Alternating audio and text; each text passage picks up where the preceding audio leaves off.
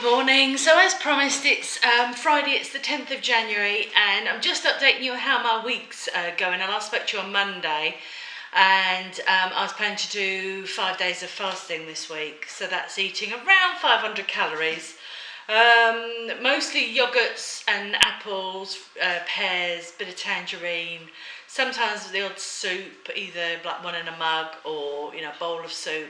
And that's about it really. That's all I've been eating all week. Monday was the hardest day, which I thought it probably would be, because it was my first sort of real day of getting back on it after the whole sort of binging thing over Christmas and sort of really from December. So that's 5 weeks probably, maybe even 6 weeks of not really being on plan, eating sort of off plan, which is very dangerous, as I've found out to my cost. So Monday was the hardest day, so I probably ate about 800 calories on Monday. At lunchtime I had a soup and I had yogurt, and then I had about 3 pieces of fruit at lunchtime.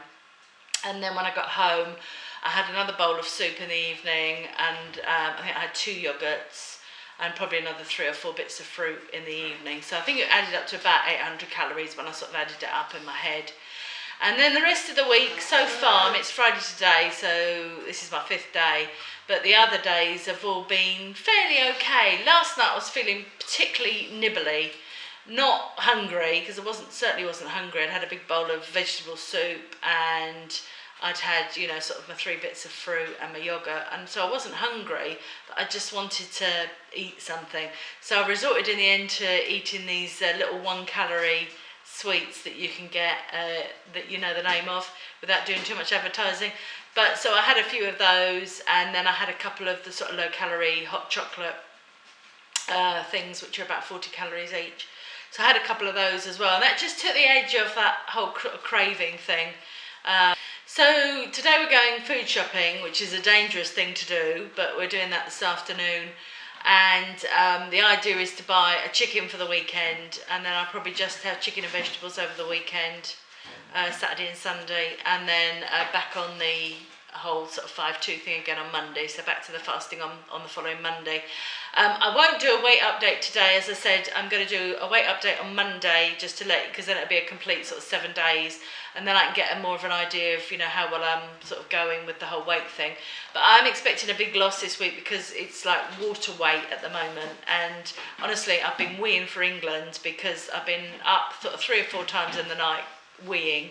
But on the other hand, it shows the weight is coming off, because as I said, the first week, the first sort of half a stone that falls off generally is water weight, and then you kind of get into the whole fat burning thing next week. So I am expecting a big loss this week. I'm not expecting such a big loss next week, so we'll have to see how that all pans out. Did I say that right? I meant this week, obviously. Big loss this week, not so big next week, you know what I mean. So that's really all I've got to say. The only other thing I want to mention is that Flossie actually had her spaying operation on Monday. For those of you who are not pet owners, that basically is a hysterectomy. So she had all her bits and pieces removed from inside her ovaries and everything, cleared away on Monday. So the poor thing's been on cage rest most of this week, so which is why you haven't seen her in the videos so much this week, because we've been having to rest her. Actually, she bounced back really quickly. She had the operation on Monday, so she was at the vets all day Monday. We picked her up on the Monday night about 5:30. And so that sort of day, well, the rest of that evening, she was kind of dozy and not really with it. But really, as of the Tuesday afternoon, she was snapped back to her old self, and she's been just the normal live wire, which she normally is, which has been a bit of a problem, because we're meant to be keeping her quiet and, resting her and keeping her quiet as much as possible. We haven't been able to take her for a walk, just little short walks, to do her business and then come back in again. So she's been really bored, poor thing. She obviously doesn't really understand why she's got to spend so much time in her crate. And when she is out though and about, she's still running about and going mad. I will show her to you. At the moment she's having her bone, so she's actually being really good. But there she is over there. We'll zoom in a bit where you can see her there. So at the moment she's actually being a good girl, and she's sitting there eating her bone. But as I said, most of the time she's absolutely been driving us potty by herring about all over the place. And I'll just, if I can, get her just to gently roll over. I'll show you her wound. Good girl, Floss. Yeah, are you a good girl? Good girl, you gonna show me your tummy? No, you don't want to show me your tummy, do you? No, you don't want to show me your tummy. Oh well, I'll try and show it to you next week. Yeah, so she's absolutely fine. She's recovered really well from the operation. We're going to see the vets later on today, this afternoon, just for a checkup. But the wound looks really good. It looks really clean. We've had no problems with it. They put in dissolvable stitches, which is good. It means we don't have to go back and have the whole sort of stitches out scenario, and it also means that she's basically been leaving the wound alone, which is good. So we haven't had to put the old cone of shame on her, which I hate to see dogs wearing, because they bump into things and it just, they don't understand, you know, what they've done wrong, why they have to wear this silly thing around their head.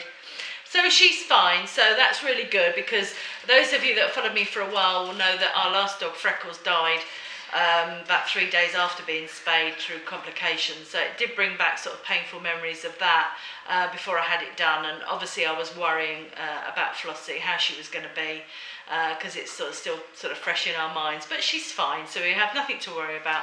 And hopefully she'll be back to her mad self next week. I'm hoping this weekend, fingers crossed, if the vets say it's okay, that we'll be able to take her for a couple of short walks over this weekend. That's my husband, by the way, blowing his nose. Poor Nick's got a rotten cold. I think there's a lot of it going around. So that's it. I hope it wasn't too boring, this vlog, and I hope you found it a little bit interesting, just a little bit. And hopefully I'll see you on, well, I will see you on Monday with my weight update. Hopefully you'll be watching, and I'll see you all then. Take care, everybody. Bye.